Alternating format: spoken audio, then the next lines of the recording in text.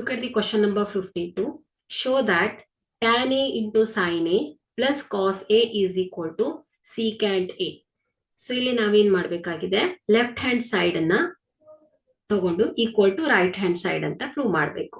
So ಇಲ್ಲಿ L H S ಏನಿದೆ ಹೇಳಿ, L H S is tan A into sine A plus cos A ಅಲ್ವಾ.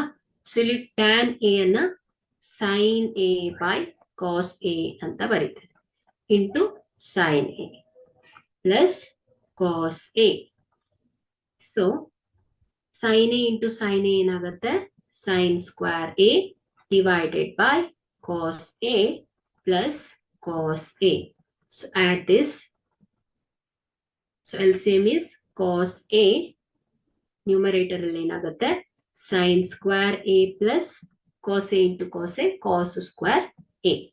So ಇಲ್ಲಿ sine square A plus cos square A ಏನಾಗುತ್ತೆ 1 by the trigonometric identity. Sin square a plus cos square a is equal to 1. So write sin square a plus cos square a is equal to 1 divided by cos a. So reciprocal of cos ಏನಾಗುತ್ತೆ ಹೇಳಿ, secant ಆಗುತ್ತೆ. So ಹಾಗಾಗಿ this is equal to secant a. So this is equal to RHS. Okay.